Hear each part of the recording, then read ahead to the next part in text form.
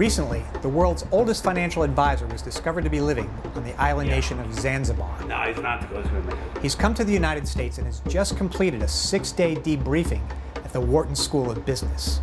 I'm Sean Bailey, editor-in-chief of Horsesmouth, and I'm pleased to announce today that he's here in New York City in our offices for his first live exclusive interview with Horsesmouth.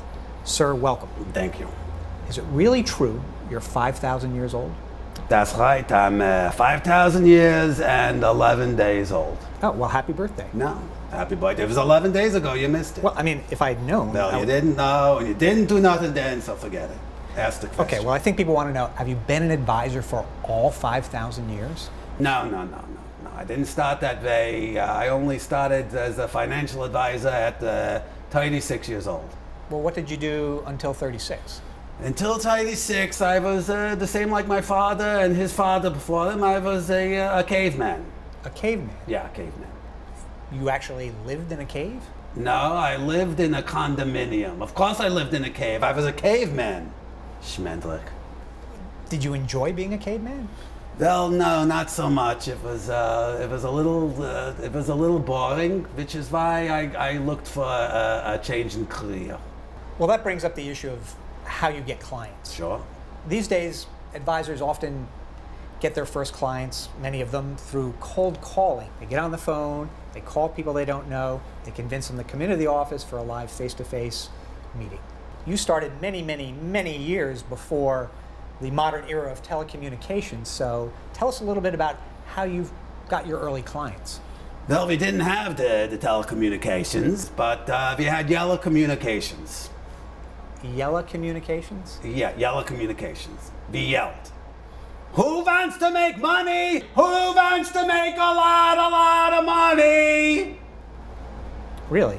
So, before cold calling, there was cold yelling? There was cold yelling. Well, listen, if we cold whispered, no one would have heard.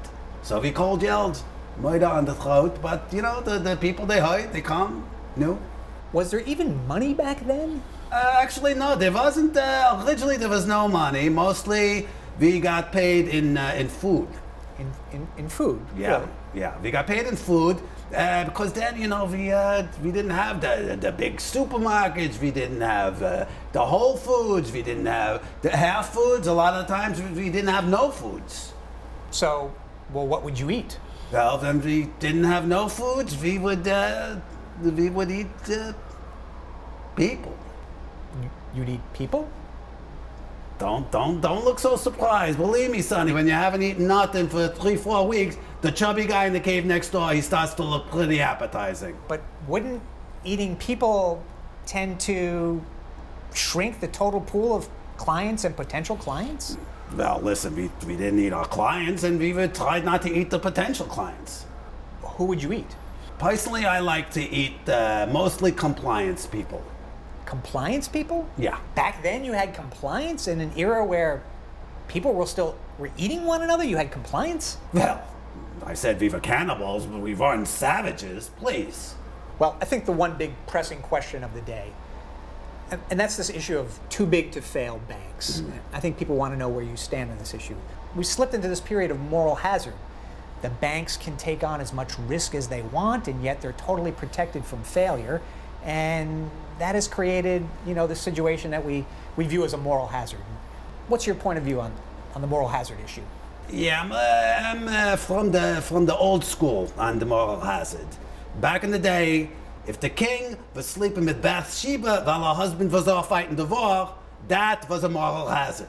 Could you put it in the context of the modern, current international banking crisis? I mean, what's moral hazard in that context? Well, today, I would say if Ben Bernanke is making mufki pufki, if it's your wife, then you have moral hazard. Okay, well, I think that's enough for today. And do you think you could come back another time, though, and share your insights with Horsesmouth and all the advisors out there? There are advisors out there? But, well, yes, of course. People turn to Horsesmouth every day for guidance and insight. Financial advisors? Yes, right. Watching this? Absolutely, right there. But my competition? Well, I mean, think of them as colleagues. Nah, colleague schmolly, turn the thing off. Time that off. You didn't tell me there'd be competition. I want to thank the 5,000-year-old advisor for being here today. My name is Sean Bailey, editor-in-chief of Horsesmouth, and have a happy and prosperous day. No, don't. You should all not make any money. I want all the business.